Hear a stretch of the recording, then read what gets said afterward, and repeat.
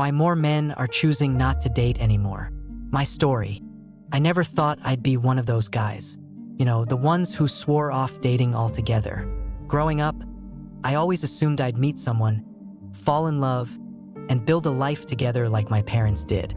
But after a series of exhausting relationships, dead-end dating experiences, and the never-ending carousel of apps and ghosting, I've slowly drifted away from the whole thing. It wasn't a dramatic decision, no aha moment, it just kind of happened. Now, at 32, single by choice, I look around and realize a lot of men my age are making the same choice. I've had people ask me, "Jake, why are you still single?" with a tone that suggests it's some kind of failure. But is it? Because honestly, since I stopped dating, I felt more at peace than I have in years. Last week, I met up with my buddy Greg at a local bar.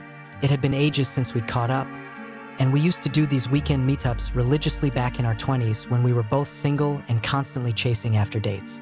This time, the energy felt different. We were older, and the topic of conversation shifted from weekend plans to work stress, housing market complaints, and, of course, dating or the lack of it.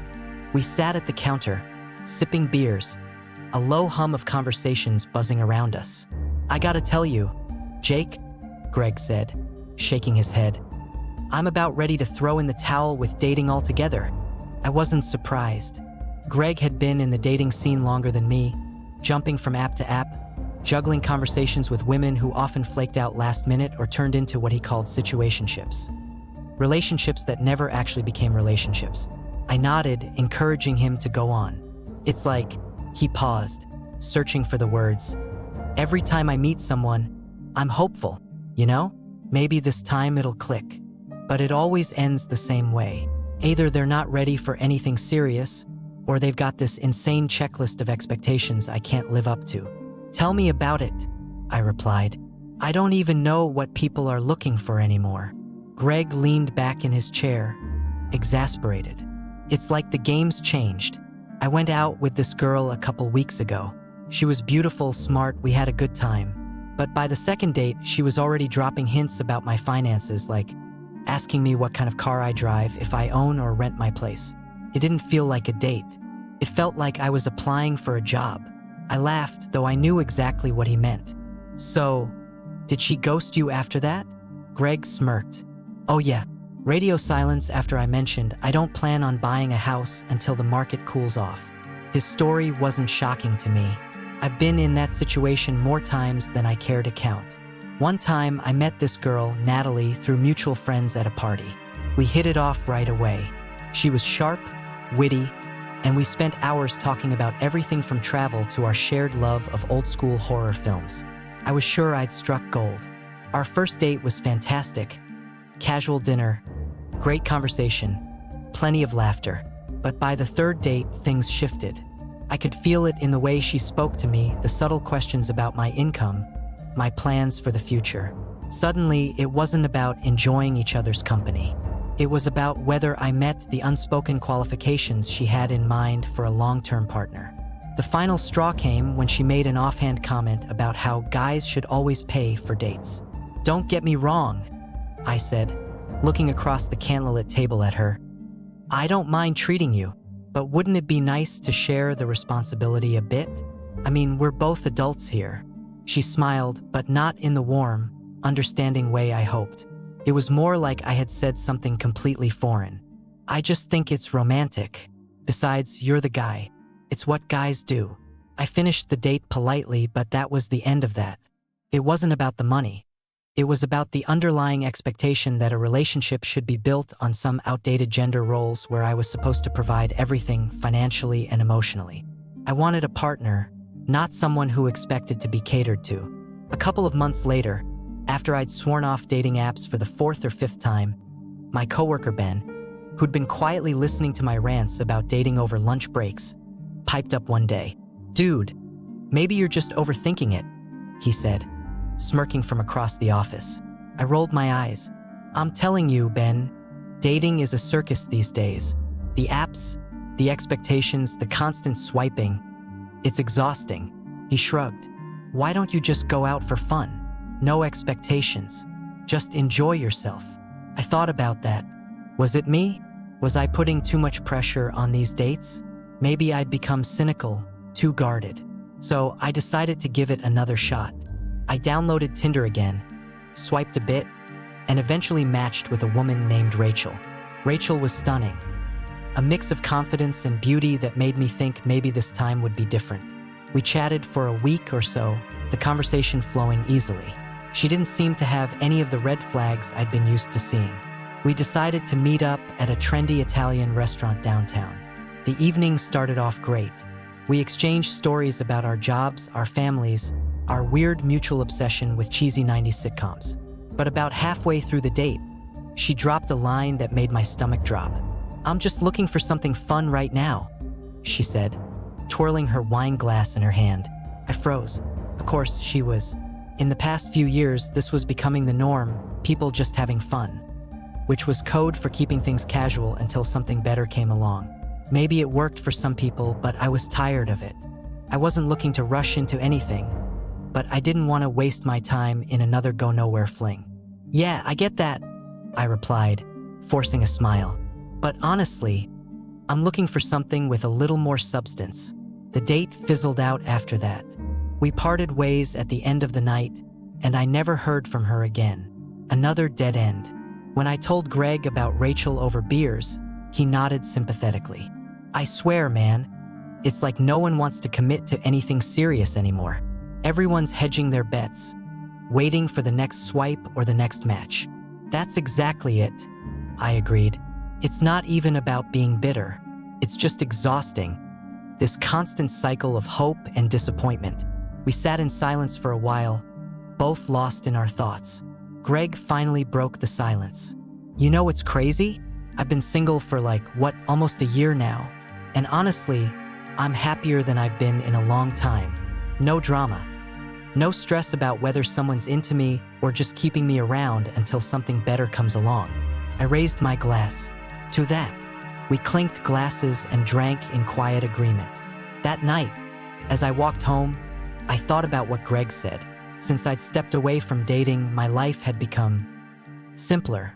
There was no drama, no mind games, no constant checking of my phone to see if someone had replied to a text. My time was my own again. I had time to focus on my career, pick up new hobbies, and reconnect with old friends. I didn't feel obligated to keep up with the dating rat race anymore. I've always been the type of guy who's comfortable being alone. Maybe that's what scares some people, the idea that being single could actually be enjoyable. For the first time in years, I felt like I was truly living for myself, without trying to impress anyone or meet their impossible standards.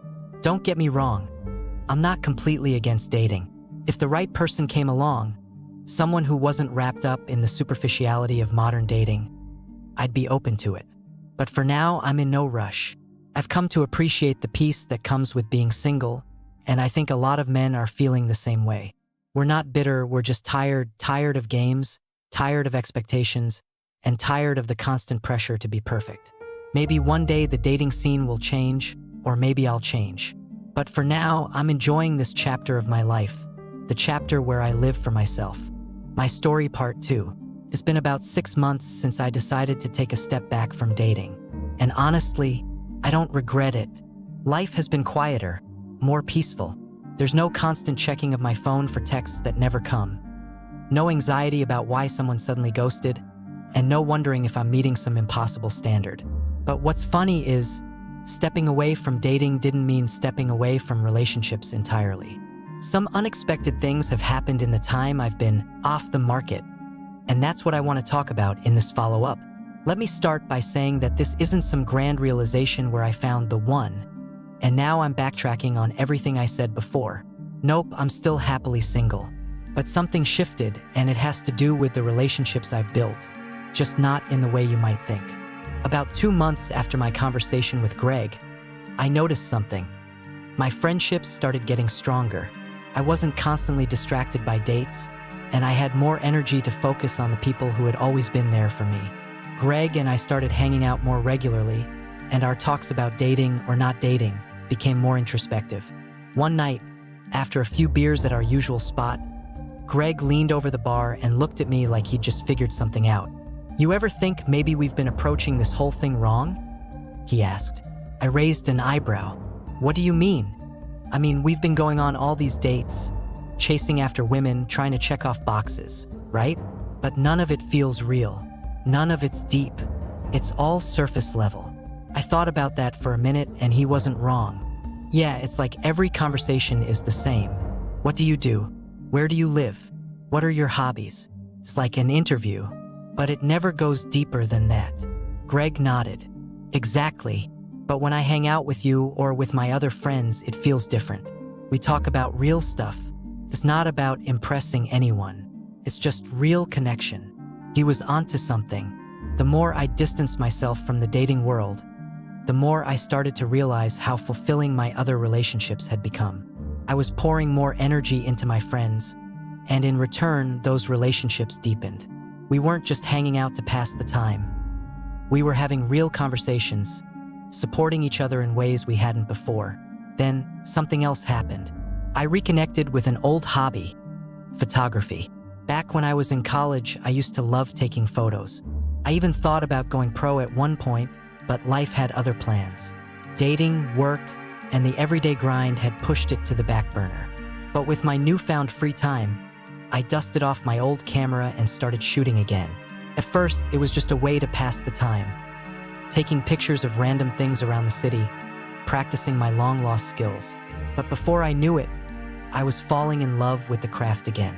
I started spending weekends exploring new neighborhoods, chasing sunsets, and finding hidden spots that most people overlooked. The act of being out there, alone with my camera, was meditative. I wasn't trying to impress anyone. I was just doing something for me. I also began to realize that I didn't miss dating nearly as much as I thought I would. Sure, there were moments when I'd feel a twinge of loneliness, especially when I'd see couples holding hands at the park or friends talking about their relationships. But it wasn't a deep sadness, more like a passing thought, like seeing a restaurant you used to go to and remembering the food was decent, but you found better places now. Fast forward to a few months ago. One of the guys from my photography group, Rob, invited me to a casual meetup at a local art gallery. I hadn't been to an event like that in ages, but I figured, why not? It would be a change of pace, and besides, I was starting to really appreciate doing things outside of the usual bar scene.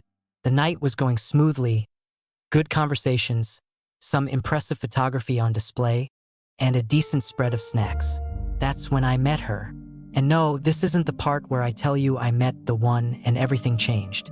Her name was Sandra, and she was one of Rob's friends. We started talking about the photography exhibit, comparing notes on which pieces stood out to us. She was sharp, had a dry sense of humor that caught me off guard, and knew a ton about photography, more than I did. As the night went on, we talked about everything. Art, life, travel, the pressures of modern dating, yes, it came up, and how sometimes it felt like we were all just playing roles, trying to be someone we weren't. Sandra wasn't fishing for anything. There were no expectations, no judgment, just a conversation between two people who happened to meet at an art gallery.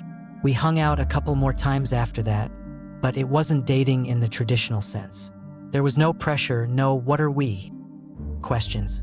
We were just two people enjoying each other's company, and honestly, it felt refreshing. One evening, while walking back from a small outdoor film screening, I brought up the idea that had been floating in my head for a while. You know, I've been thinking, I said, hands stuffed in my jacket pockets. Maybe the problem with dating is that we treat it like a game, like there are rules, strategies, and if you don't play it right, you lose. But what if we just stopped playing? Sandra gave me a sideways glance, a smirk forming on her lips. You mean, stop trying so hard? Exactly. What if we just let things happen naturally? No expectations, no game plan. She nodded thoughtfully. I think that's kind of what we've been doing, right? No labels, no pressure, just being ourselves. Clicked in that moment. That was it. I wasn't against relationships or even dating, but I was done with the performance aspect of it. The games, the unwritten rules, the superficiality. It wasn't about giving up on love or companionship. It was about finding something genuine, something real. Since that realization, life has only gotten better. Sandra and I still hang out, but it's casual. We're friends, maybe something more, maybe not. And for the first time in a long time, I'm okay with not knowing. There's no pressure to define anything. If it evolves into something romantic, great. If not, that's okay too. In the meantime, I've continued to strengthen my friendships, explore my hobbies, and focus on myself. The peace that comes with being single isn't something I trade for the world right now. It's funny, when I was younger, I thought happiness had to come from being in a relationship. But stepping away from dating has shown me that happiness can come from so many different places. And sometimes, it's found in the quiet moments when you're simply living for yourself.